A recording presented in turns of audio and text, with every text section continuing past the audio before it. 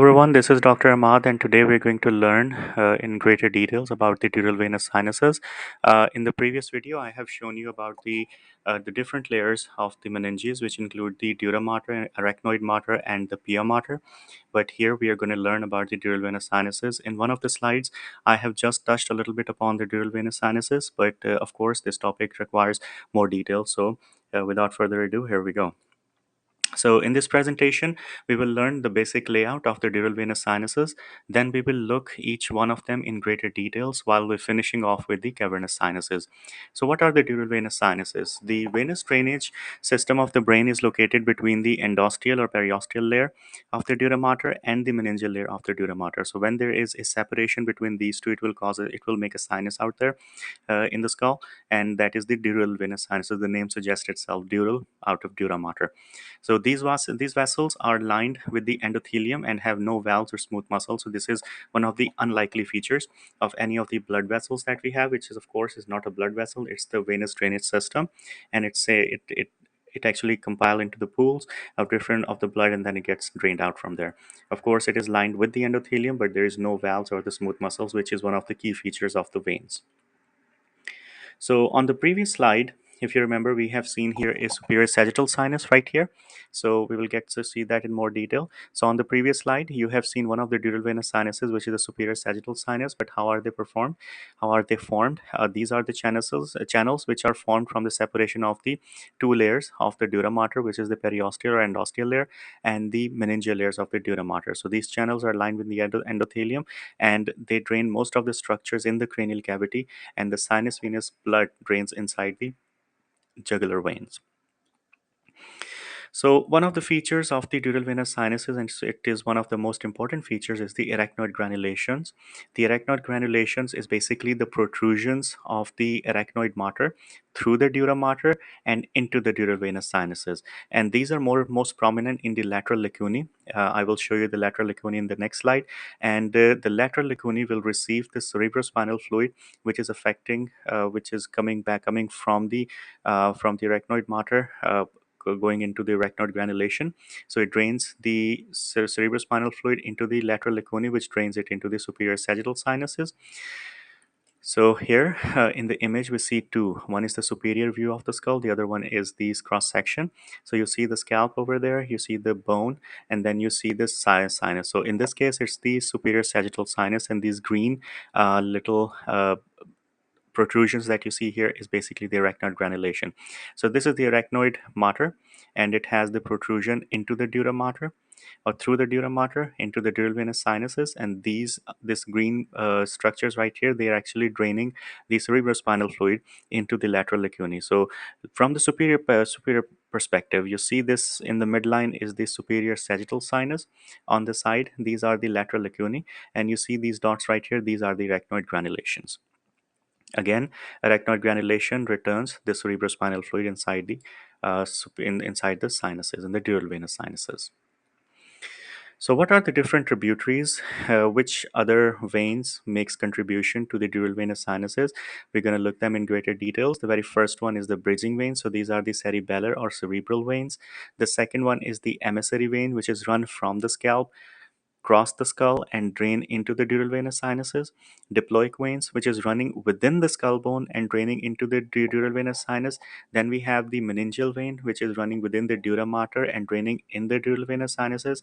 Then we have the arachnoid granulation, which we just saw in greater details, which is draining the cerebrospinal fluid into the dural venous sinus. So here's the image, which is going to make more sense. So over here, you see on top there is a skull bone. There is a scalp on top of it. Then we have the dura mater with the sinuses, with the dural venous sinuses. Then we have the cerebral cortex right here. So let's start with the emissary vein. Emissary vein is like running on top of the bone, skull bone, inside this in the scalp, under the skin. It's coming down, crossing the skull bone, entering into the dural venous sinuses, draining its contents there.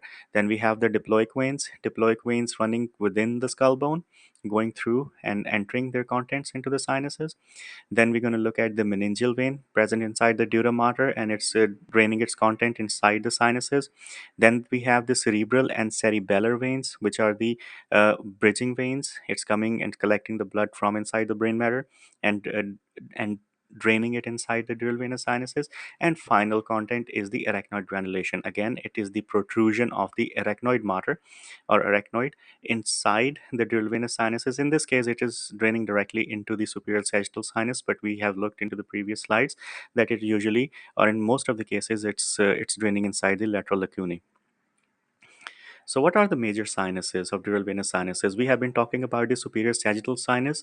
The superior sagittal sinus is running just under the midline of the skull and has the posterior course and ending in the occiput. Then we have the inferior sagittal sinus, which is running inferior to the falx cerebri. Then we have the straight sinus, which is running posteriorly and relating to the occipital sinus. Then we have the occipital sinus, as the name suggests, it is coursing among the internal aspect of the occipital bone. Then we have the transverse sinuses, which are the paired sinus. It's present on either side of the skull. Then we have the sigmoid sinus, paired sinuses, and they're returning blood to the internal jugular vein. Cavernous sinus, present anterior inferior. And it is paired sinus, it's housing the pituitary gland in the sella turcica, carotid arteries, and other cranial nerves. We will look in more details with the clinical correlation of the cavernous sinus. Then we have the superior petrosal sinus, which is running along the superior aspect of the petrous portion of the temporal bone. And finally, we have the confluence of sinuses, which is present posteriorly, and it acts as a collection point of multiple sinuses. So let's look at the image. So the very first one that we have been talking about a lot is the superior sagittal sinus. It is running just under the midline of the skull and the superior aspect of it. Then we have the inferior sagittal sinus, which is running inferior and inside, like inferior to the falx cerebri, which is then draining inside the straight sinus. Then straight sinus is going all the way to the confluence of sinuses.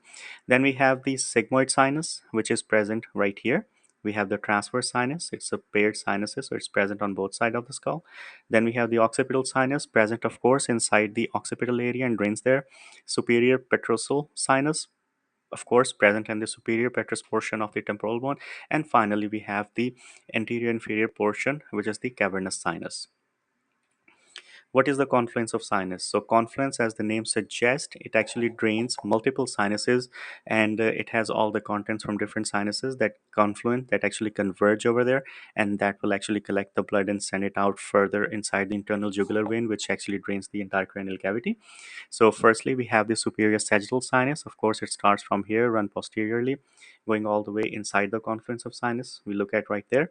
Then we have the straight sinus. Straight sinus starts from here, go all the way there, and it actually get its content from the inferior sagittal sinus. Then we have the occipital sinus. The occipital sinus is present right here and it drains inside the confluence of sinuses. Now, what's the route after that?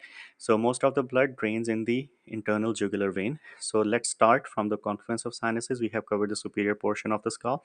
The blood comes from superior sagittal sinus, inferior sagittal sinus into the straight sinus, which goes into the confluence of sinuses. Then we got the blood from the occipital sinus. Now, where would this blood go?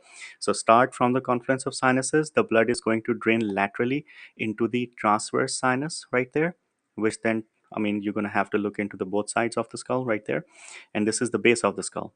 So transverse sinus to the sigmoid sinus, and finally it will go to the very initial segment of the internal jugular vein, which is called as the bulb of the internal jugular vein. The internal jugular vein will then exit the skull via the jugular foramen. The last sinus that we're going to look into detail with the clinical correlation, and it's very important, is the cavernous sinus.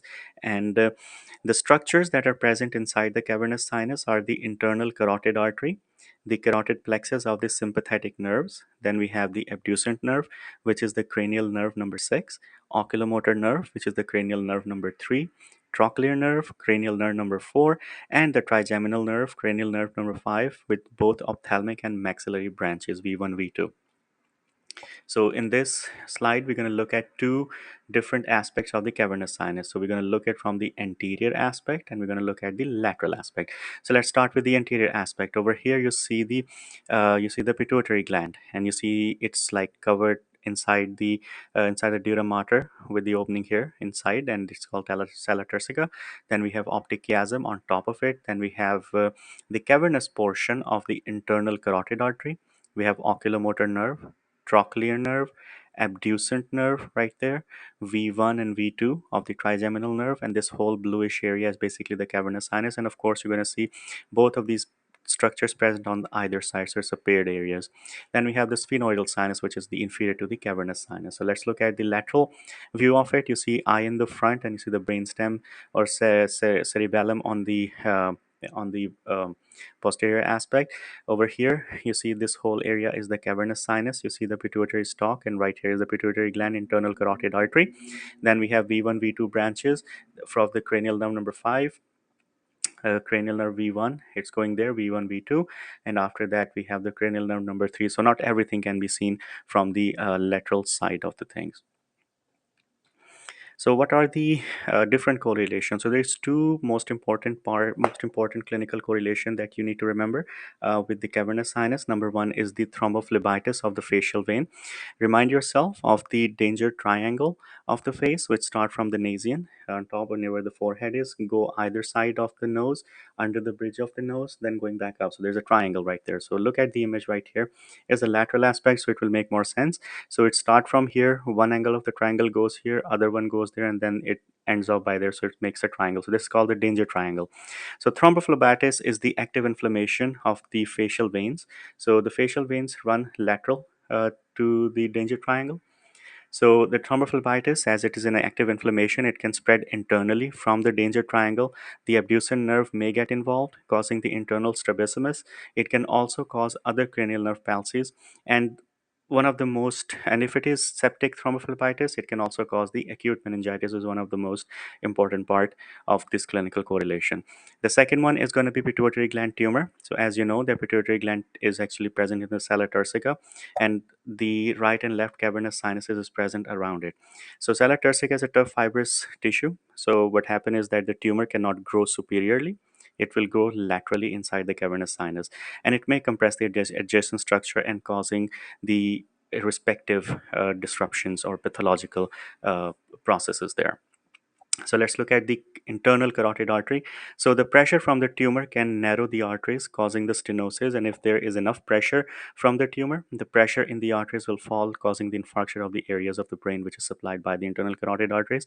The second one is the cranial nerve palsies. So compression of the nerves will cause the different palsies depending on the cranial nerve involved.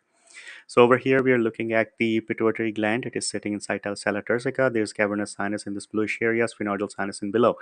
So you see different structures around it, internal carotid arteries on either side, and different cranial nerves, as represented here in yellow. So if there is a tumor which is growing laterally, it will compress, as we said, internal carotid arteries. There's an optic chiasm. So if one of these cranial nerves are going to be compressed, it's going to call the respective palsies.